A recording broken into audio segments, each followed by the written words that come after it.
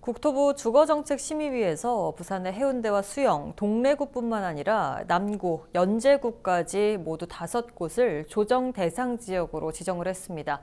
특히 해수동은 딱 1년 만에 규제가 풀렸다가 다시 묶인 상황이 됐는데요. 이에 대해 강정규 동의대 부동산대학원 원장과 자세한 이야기 나눠보도록 하겠습니다. 현재 전화 연결되어 있습니다.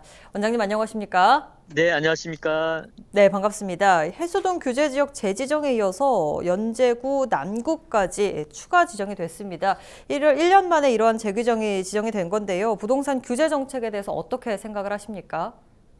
예, 정부가 주택 가격을 안정시키겠다라는 강력한 의지를 가지고 지방의 지역 경제를 고려하긴 했지만 가격이 급등한 지역에 대해서도 언제든지 얼마든지 규제를 가할 수 있다라고 하는 것을 다시 한번 재확인하는 그러한 규제 지역 지정이 아닌가 생각이 되고 있습니다. 네네. 다만 그 규제 지역이 1년 만에 재지정됨에 따라서 그 정부 정책에 대한 지속성 그리고 지역 경제가 급격히 위축될 수 있다라고 하는 것을 좀 감안했을 경우에 규제 지역을 좀 최소화하고 더 나가서 그 해당 구 지역 내에서도 동별 핀셋 규제를 좀 했으면 하는 아쉬움이 좀 남아 있습니다. 네. 이로 인해서 그 부산 지역의 주택 시장은 과거의 경험 통계치와 마찬가지로 그 당분간 가격이 하락 안정세로 돌아설 가능성이 있고 특히 내년 이후에는 다주택자에 의한 그 세금 조치 강화까지도 같이 나오게 된다라고 하면은 네네. 대부분의 지역에서 하향 안정화될 수 있을 것으로 판단이 되고 있습니다.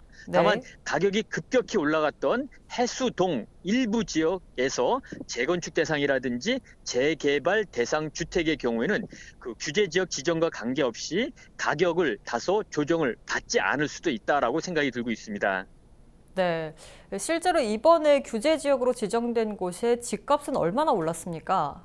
예, 일단은 정부 그 규제 지역 지정치에 의하면 물가 상승률보다 30%가량 좀 더 올라간 것으로 예측이 되고 있고요. 네네. 또 분양 경쟁률도 다른 지역보다 다소 높은 걸로 그 정량적인 수치가 나왔기 때문에 규제 지역으로 지정이 됐다라고 보여지고 있는데 음흠. 특히 해수동 지역 중에서도 해운대구와 수영구의 경우는 지난 규제 지역으로 해제된 이후 1년 동안 지금 일부 통계치마다 다르긴 하지만 1년에 약 20% 이상 상승한 걸로 그렇게 판단이 들고 있고 동래구 지역도 그 다른 지역보다 월등히 많은 15% 내외 정도의 상승이 있어서 서울 수도권만큼은 아니지만 지방 대부분의 지역보다는 그 해수동 지역의 주택 가격 상승률이 매우 높게 나타난 것으로 볼 수 있겠습니다.